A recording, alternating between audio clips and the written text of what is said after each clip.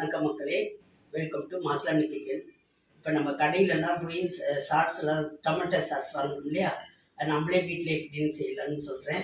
அதாவது அதிகமாக செஞ்சால் இப்போ சீசனில், அதனால் 1/2 கிலோவில் செஞ்சு காமிக்கிறேன். அதுக்கு தேவையான பொருட்கள் பாருங்கள்.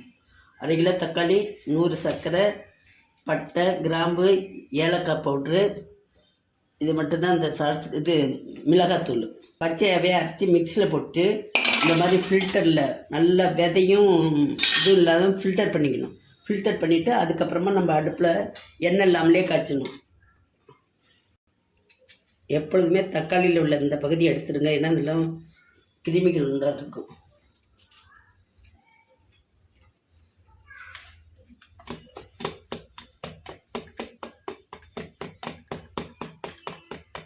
தோல் செக்கையெல்லாம் இந்த மாதிரி ஃபில்டர் பண்ணிவிடுங்க.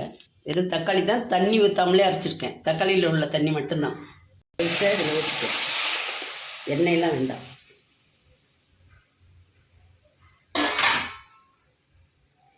இதுலேயே பட்டை, கிராம்பு, ஏலக்காய்லாம் போட்டுட்டேன் அரைக்கக்குள்ளேயே.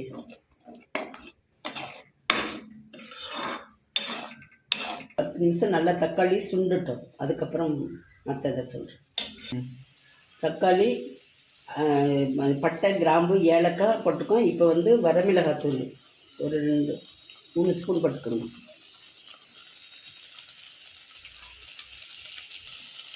எந்த ஸ்வீட் செஞ்சாலும் கொஞ்சமாக உப்பு போட்டுக்கணும், இப்போ தான் அந்த டேஸ்ட்டு கொடுக்கும்.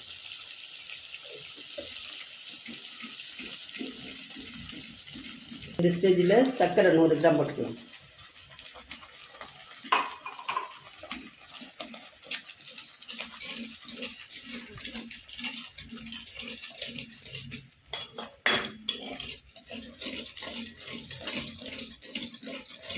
கடையில் வாங்குகிற தக்காளி சாஸ் மாதிரி எடுத்து பாருங்கள். நம்ம ஹைஜீனிக்காக செஞ்சு கொடுக்கலாம் குழந்தைங்களுக்கு.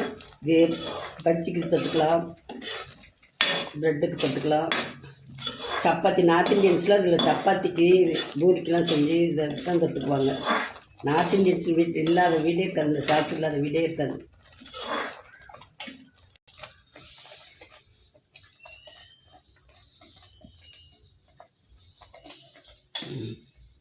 கரெக்டாக இருக்கா? இப்போ வந்து நம்ம தக்காளி, சர்க்கரை, பட்டை, கிராம்பு, இது மிளகாத்தூள் தான் போட்டிருக்கோம். இது வந்து நீங்கள் வந்து குழந்தைங்களாம் இப்போ பார்த்தா கடையில் ஆர்டர் பண்ணுறாங்க.